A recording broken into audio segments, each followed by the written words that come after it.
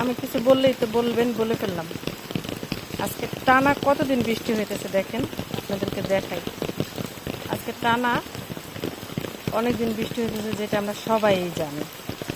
দেখেন তো রাস্তাঘাটে কোথাও একটু পানি জমা আছে কিনা।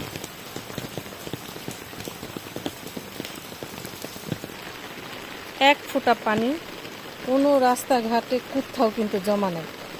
দেখেন মানুষ কিন্তু খুব সুন্দরভাবেই হাঁটতে পারতেছে, তার নিয়মিত প্রতিদিনের কাজগুলো সে করতে পারতেছে। দেখেন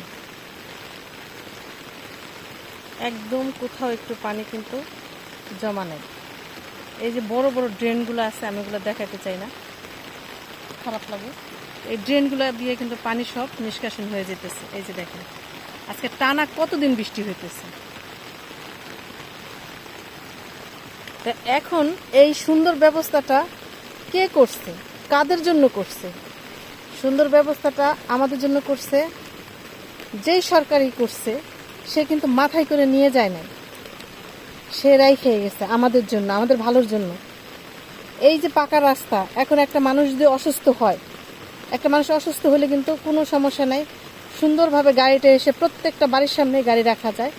গাড়িটা এসে গাড়িটা তার বাসার সামনে থেকে রুগীটাকে নিয়ে যেতে পারবে, এবং অন্যান্য যে কোনো কাজে কিন্তু সে খুব সুন্দরভাবেই করতে পারবে।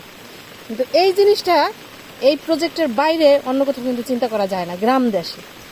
তার মধ্যে আমি আরেকটা কথা বলতে চাই, এখানে যারা থাকে তারা কিন্তু একদম মধ্যবিত্ত ফ্যামিলির লোকজনই থাকে।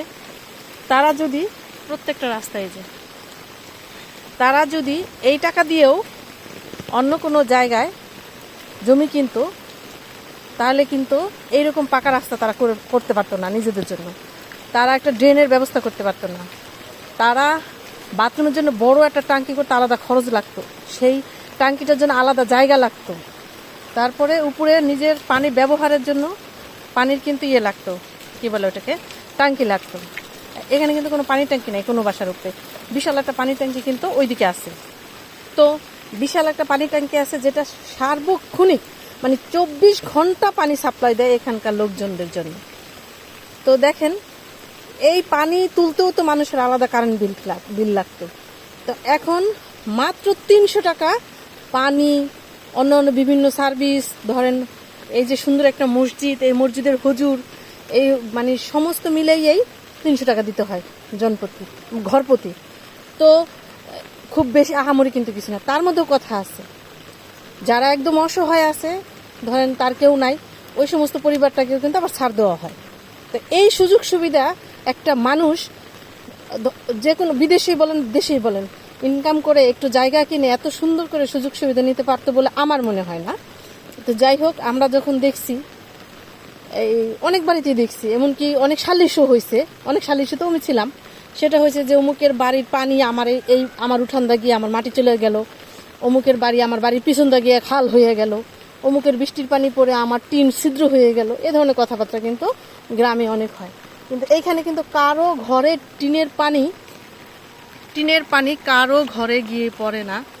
তারপরে হচ্ছে আপনার কি বলে এটাকে, যে কারো বাড়ির পানি গিয়ে কারো মাটি কিন্তু ওইভাবে ঝরে চলে যায় না। এই যে হচ্ছে সুন্দর একটা মসজিদ, মুসল্লিরা কিন্তু গোসল করে ফ্রেশ হয়ে সুন্দরভাবে মসজিদে আসতে পারবে, এক ফোঁটা কাদা মাটি তাদের শরীরে লাগবে না। ওই পাশে আরো অনেক স্থাপনা আছে যেগুলো আমরা পর্যায়ক্রমে আপনাদেরকে দেখাবো।